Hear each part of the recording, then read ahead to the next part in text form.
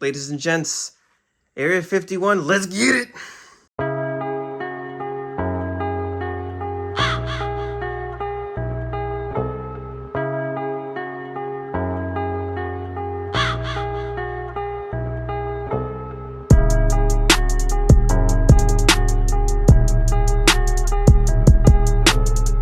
So those who don't know Alienware, they make gaming computers that look like they came off of an alien mothership. So they've been in business since the 90s, from boring little beige boxes, adding a little bit of color, but it wasn't until 2003 they went all out on the Area 51. The first in-house case design, crazy looking PCs based off of their Predator 1 design language. And they were alright, I mean, nothing special, but I guess cool for the time. But 2006, they improved off of it with the Predator 2 design language. Here we are. These things were sick. I remember I just turned 12 and I was obsessed with them. So interesting fact, I don't know if many people know about this, but for a very brief point in time, like 2008, 09, they actually sold the case as a bare bones kit with just a power supply and that's it. A little steep at $349, and I don't think it came with the whole lighting controller stuff, but it was still pretty cool. So I was 15 at the time, about to build my first computer, and I was in between that case and the Antec 902. Ultimately, I went with the Antec because I really wanted a side panel window and a cold cathode and all that for the time, but bro, to this day, I loved these cases. I was so pissed when they changed it up in 2009 with the different case language. It was not the same Alienware energy. So when I saw this thing recently on eBay, I was like, yep, screw it, let's just get it. So I have my computer collection here for reference. Don't mind those. That's a compromise so I can keep my chunky speakers in the living room. But yeah, this thing, first impression when I got it a week ago, it's a little chunky left to right, like really, really chunky. The side profile kind of makes it really nice and worth it, but yeah, compared to my Dell XPS 700, that thing absolutely destroys that. And if I was probably 10 years younger or older or whatever, I would have probably bought that instead of that. Although if I was rich, I'd probably buy both, but yeah. So I have another video on this, but long story short, this is the Dell XPS 700. It came out in 2006, same time that came out. And at the same year, Dell also acquired Alienware. So it was really weird for like the next few years. Dell was basically selling two of these competitors against each other.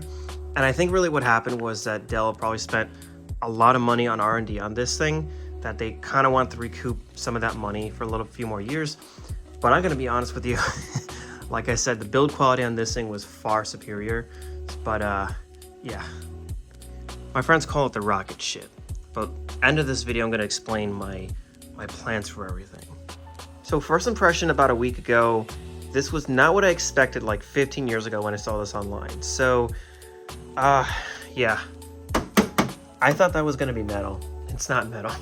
In fact, the whole thing is plastic. Kind of feels like automotive grade plastic, kind of like a car fender. You could even zoom in real close. It looks and feels like car paint. It's really good quality, I guess, the best way to put it. It's just not what I expected. And again, I was really hoping this part was going to be metal, because you would think this would be part of just like a metal chassis. And this would just sort of like house over it. It kind of what makes this really chunky too. This too, I don't know if this is me or if the case is old or whatever, but it just, the way it latches on, it feels very cheap and plasticky. The power button, it's not, again, this is me nitpicking, but it's not like a full solid. Front panel indicators, I don't really know what they are, but you have USB 2.0, FireWire, and headphone and microphone. That's kind of cool. You got your traditional Alien logo here. Hard to describe what that is. Kind of like a mesh. Nice solid plastic. Let's open this bad boy up. So the back, I really like this little back logo here. You can see the power supply all nice and zoomed up in 4K. I'll get to the motherboard in a second. Some ventilation holes. The way that this came off, it looks like there's some ventilation here or something, I don't know what, is you push these latches up, hold on, like so, and it swings open like a car door, so you can see. So this side panel has a cable and a little ventilation for a fan, because the only LED on this is that Alien logo. So yeah, that cable is like right here. Not sure what everything does just yet, but there's the fan for this side, which is actually on the inside of this case right there. And another interesting fact, I'm sure you guys have heard about this, but this little control panel, this thing is like a contactless solution. So when you close the door, you don't have to reattach a cable on this side. So here is for the fan and the LED for the other head over there. So those are the only lights on the side. Apparently there's lights in the front here, on the inside, and on the front panel, and also on the power button. But yeah, so you have that side fan, this side fan, and this front fan right there. Now, another interesting fact, this is more so of a pleasant surprise. This motherboard is actually one of my dream motherboards. This is an Enforce NVIDIA chipset 790, and it's so funny because I actually got myself one of those motherboards a couple years ago, hoping to build a dream Windows XP machine or whatever, and I didn't expect it to be in here. So I was like thinking to myself, did the guy who owned this before, did he just gut it and do his own thing? And it turns out these computers actually came with these Enforce motherboards like this, and now it's an actual thing. I booted it up and I actually saw the ALX logo. I was like, wait a second, this is insane. So literally, oh my God. So my last complaint is the build quality with this thing. The way that you reattach it, you could see that it has to hook onto that lip over there. And also you have this very flat mechanism. So when you, hold on, let me do one-handed. You lift it, it kind of engages and disengages, and I'll explain why that's an issue. It just feels really, oh shoot, came out. Really weird and confusing reattaching things onto here. Not a big deal because this is the side panel, but still.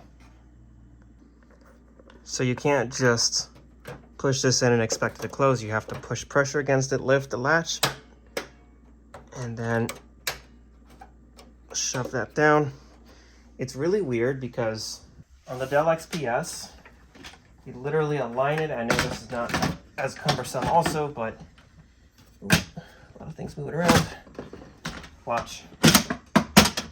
That's it. There's no weird latch or anything to worry about. Also, fun fact too, is when you apparently close it, this is where they spent a lot of their R&D in, is that when you close it, it's supposed to sound like a shuttle door closing. I mean, it kind of does, but it's kind of cool, I'm not gonna lie, but still, just so much work and effort into this thing. It's insane. It's insanely good. So this brings me to my final point. Basically, with this machine, I intend to build the ultimate Windows XP machine. I'm talking everything as best as I can to play all of my favorite XP games with the AGF physics card and the Creative X-Fi sound card with the XRAM, everything. I have it all in a storage unit, ready to put into this thing. Now here's the weird thing. This is my first old motherboard, an X58 classified by EVGA. So it came out maybe a few more years after the 790i Ultra. And this board is still compatible with Windows XP. So I thought to myself, maybe I will put that into the Alienware build and max it out with everything, put the latest supported video card and stuff. And funny enough, this case, my eventual plans with this is to put a, gut the drive bays and put a 480mm radiator in the front and install some workstation class motherboard setup, either Ryzen Threadripper or an Intel Xeon. I don't know yet. I don't have the budget for it right now, but that's like my intended goal with this machine, because right now I have a Ryzen 5950X. So perfectly fine, but I really want to, you know, this case deserves a workstation class setup. And this thing I'm going to get rid of. I'm kind of sad about it. It's a Power Mac G5. I got it and converted, but I got to consolidate some space. So that EVGA motherboard, X58 classified, that's like a 2009 era setup with an i7-950. It scores better than the latest quad, Core 2 quad I can get for this 790i motherboard. But this motherboard literally is the one that came with the computer. So I don't even know what to do here. I'm probably going to try and keep this if I can. I don't know yet. So let me know what you guys think I should do, because I'm torn by it. And I just put this because I had it lying around. And I don't know if I can get this set up. I was looking at the pins, and it's really interesting. Again, this computer was what it came with, and it has the N-Force chipset, which I love. So this is a pleasant surprise. So I could get this working. I don't know. Maybe I'm missing some stuff. I did notice that the let me get comfy here. So tracing the cords, I noticed that the power line, and HD LEDs, all that kind of stuff, power switch, connect to this thing first before going to the front panel. So I don't know what's going on. I feel like a USB. There's a USB header here, so maybe I'll plug this into there and see if I can get this thing working. I feel like maybe the guy, when he ordered this case at first, just didn't come to spec with the full RGB control software. I don't even know. So yeah, that's what I have to find out, but I'm really excited. So let me know what you guys think, and yeah, this is an era, guys.